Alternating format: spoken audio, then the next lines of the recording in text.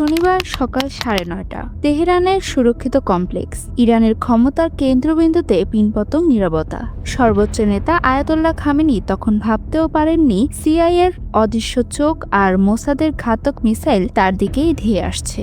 ইতিহাসের অন্যতম নাটকীয় ও বিধ্বংসী এই অভিযানের পেছনের আসল কাহিনী কি? কিভাবে ভেদ করা হলো নিশ্ছিদ্র নিরাপত্তা বলয়?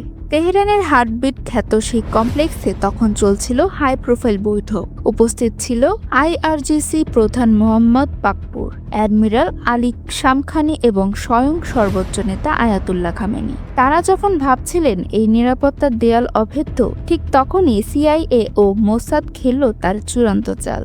কয়েক মাস ধরে স্যাটেলাইট নজরদারি, সাইবার ইন্টেলিজেন্স ও ইরানের অন্দরমহলের মূল বা গুপ্তচরের দেওয়া তথ্য তৈরি হয়েছিল এই অভিযানের ব্লুপ্রিন্ট।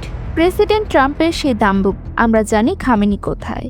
শেষ পর্যন্ত নিছক ফাঁকা বুলি ছিল না। সিআইএর গোল্ডেন ইন্টেলিজেন্স সব হিসাব বদলে দেয়। ইসরায়েলের পরিকল্পনা ছিল রাতে হামলার, কিন্তু যখন জানা গেল শনিবার সকালে খামেনি সহ সব রাঘব বল এক ছাদের নিচে থাকবে, তখন সময় পুনর্নির্ধারণ করা হয়। গোয়েন্দা ভাষায় একে বলা হয় টার্গেট অফ অপরচুনিটি।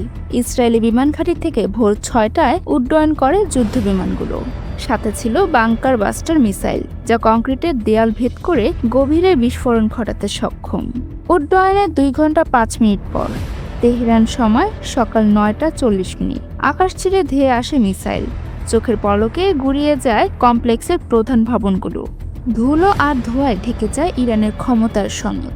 এই হামলায় নিহত হন খামেনি, রিয়ার অ্যাডমিরাল শামখানি এবং মেজর জেনারেল বাকপুর। ইরানের কাউন্টার ইন্টেলিজেন্সের ব্যর্থতা এবং নিরাপত্তা বলয়ের ভেতরের ছিদ্রই যে কাল হলো, তা আজ প্রমাণিত।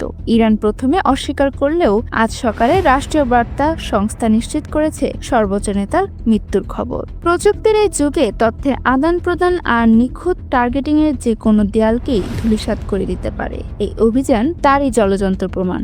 ডেস্ক রিপোর্ট, তাসমিয়া বিনতে জামান স্নেহা।